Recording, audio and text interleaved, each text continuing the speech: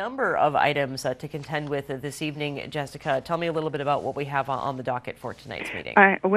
During communications, we'll be hearing from the facilities manager for the Barnstable Public Schools. That's David Kenyok. He'll be doing a presentation to the council on some of the school facilities and what's needed, what's being done on those buildings. So I expect that to be with some photographs and some question from the council, I'm sure, on that. Absolutely. And then going into old business, we have two items from 2015. They are 005 and 006. These are the so-called land swap items with regards to the shooting range. And those items, as you know, were first introduced in August of 2014, and due to some information coming in with regards to the lead on the property and some environmental assessment of the property and some abutter concerns. We've taken a step back, and these items most likely won't be voted on because one of the next items on the agenda directly affects that, and that's the installation of groundwater monitoring wells. And there's an appropriation and transfer order being asked for $35,000 for that. And with regards to the scheduling on those wells and placing, and these will be to monitor just to make sure that the lead hasn't migrated down into the groundwater or it has left the site. So I don't expect that the results from these monitoring wells, if passed, will be had until the end of November. So I don't see all the information being in place and whatnot until at the end of the year, perhaps even into January, which is unfortunate because and there's also a survey that's gone out to the previous permit holders that will need to be assessed once that's returned. So right. There's still some information that's yet to be had on those items. So. Still a little analysis and study to be done, but I think important when it comes to an issue as broad-reaching as this is to have all the information you possibly can to be able to make that informed decision. That's right. That's right.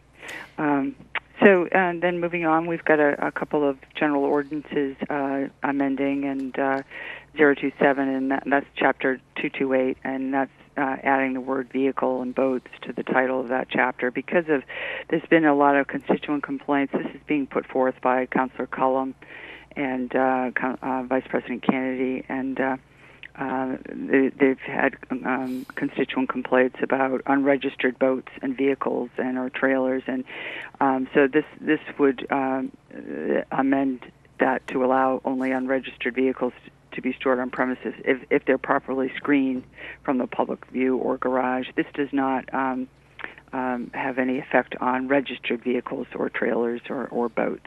Right, but just unregistered vehicles that might be sitting in the front yard or in the driveway, want to make sure to get those in the garage or under proper cover so they're not an eyesore. That's right, yeah, screened somewhat, yeah. Indeed. Then the next one is Chapter 54, and that Chapter 54, which is had a sunset clause, meaning that it went away on June 16th of this year, and it did that so that it could be looked at and whether or not it should be reauthorized. And this is a reauthorization of that ordinance with some minor revisions. And this is to eliminate some of the nuisances throughout the town, accumulated trash, debris. And I think we had a constituent come before the council a month ago with some photographs of a neighbor across the street and a dumpster right out in the yard piled with trash, and so this is reauthorizing that chapter. Great, and then more for vacant and foreclosing properties. That's got to be modified because of a recent Supreme Court ruling, and so there's some tweaking that's taking place on that. So. Indeed. And then the final order under old business is an appropriation and loan for renovations to the Craigville Beach bathhouse. That's right. This is this will be provided from a bond issue. This funding for this, and this is to renovate the Craigville bathhouse. And because it's in the floodplain, if they tore the bathhouse down, put a brand new one, it would require that the elevation be, start at 19 feet above, the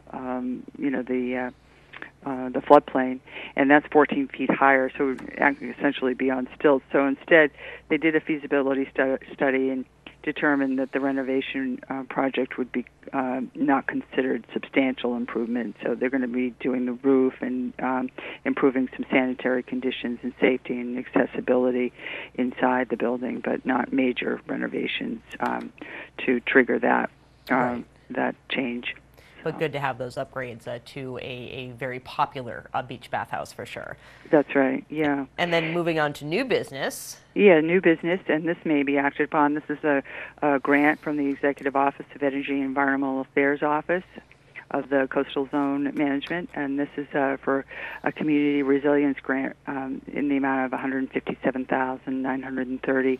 And together with Sandwich, Barnstable joined to apply for this grant, and this is to be perform a scientific study of the sand and sedimentation, because as you know, it's on Sandy Neck area on the north side. The sand and the storms don't affect just one town; they affect the abutting town of Sandwich, and that whole area there is very integrated, the sand is.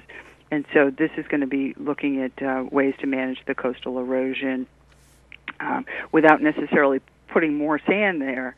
But this is also a matching grant, excuse me. And this was put forth by Elizabeth Jenkins and Mark Galkowski, who's from Sandwich. Elizabeth's our principal planner in the town. Of course, and then we have appointments and reappointments to boards, committees, and commissions, and then another grant acceptance for coastal zone management. That's right, and this one is just for the town of Barnstable, the same department. Excuse me.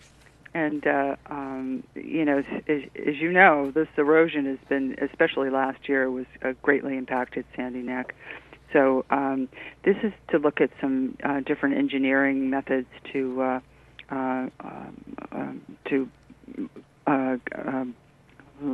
the word I'm trying to say is armor. Yes, armor the that, dune, exactly. That stretch of beach there. Right. So this will look into some long-term management solutions. Indeed. And that grant is for $148,500.